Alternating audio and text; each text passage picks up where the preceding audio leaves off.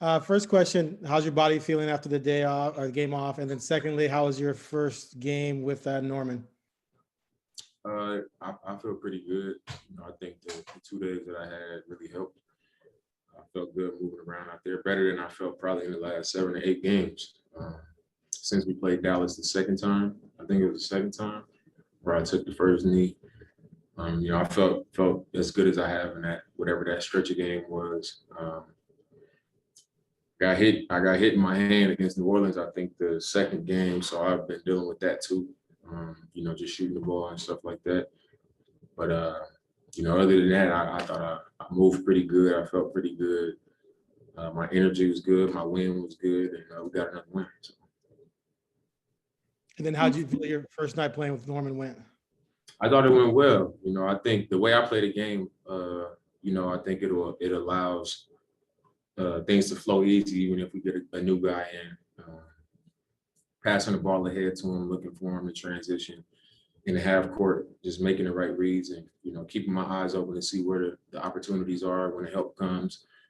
And just making sure that I'm aware of who's involved, who hasn't been involved, who hasn't got a shot, what can we take advantage of and things like that. So I think because that's the natural way I play and the natural way we play as a team, it makes it easy, but it was good to have him out there, knowing it's another guy that can knock down open shots, put it on the floor, get to the rim and finish, and a guy that, really helps our defense. So, it was fun to be out there with him.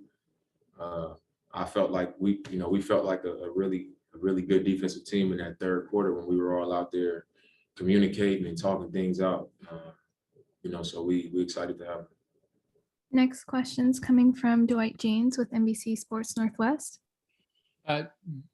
Dame, Terry won't commit to saying that the 3-guard lineup would start every game or not.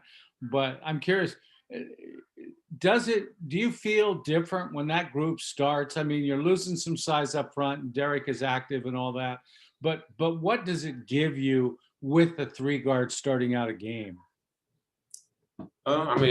When he was in Toronto, he started games with Fred and Kyle. So, it's something that's not new to him. And if you look at our history of having 3-guard lineups, whether it was me, Baz, and CJ, or me, Ant, and CJ, me, CJ, and GT, or I guess me, Mo Williams, and CJ, whoever it was, me, Steve Blake, and CJ, I don't know. But typically we do well with 3-guard lineups. And he's a physical guard. So with the way the league is going and teams playing small ball and teams having small lineups, I think it's fine. I usually guard up a lot. I'm guarding big wings. I'm guarding a point guard. CJ does the same thing. So I think it's more natural for him because he's been playing on the wing his whole career. And we've been in that position as well when we have like our tall and long athletic defenders like Rocco and DJ on the ball. We've played off the ball. So I don't think it's a big deal. And I think the numbers show that those lineups work really well for us. And he's a high quality player and an experienced wing. So I think it'll work. Jamie Hudson, NBC Sports Northwest. Dame, how would you describe the impact that Robert Covington and Derrick Jones Jr. made tonight? They had a great impact on the game. When you think about the length, the athleticism, what they're capable of doing. They rebound, they get deflections, they block shots, they contest shots, they read plays, they anticipate things. And, when those guys are sharp and, impacting the game the way that they did tonight, I think we showed what we're capable of as a group. And, we need them to be that version of themselves if we're going to continue to work towards turning things around defensively. Casey Holdall, Trailblazers.com. Damian, you had mentioned that third quarter defense you guys played. What did you like out of that third quarter, particularly on that end of the ball? And I know you talking to the guys after the third quarter, you were saying like, let's not waste this. Yeah. So if you could talk about that a little bit as well. No, I think it's been a huge discussion about us being, at the bottom in defense and toward the bottom. And, coach is always like, yeah, we talk about it, but we got to make some changes. We got to improve on it. And I don't think our issue is that we don't play defense. I think it's that we don't sustain it. We don't do it consistently. We'll play a great first quarter and then a terrible second and third. And then when the game's on the line in the fourth, we'll tighten up and win a close game, you know, with 6 stops in a row and then 3 stops in a row.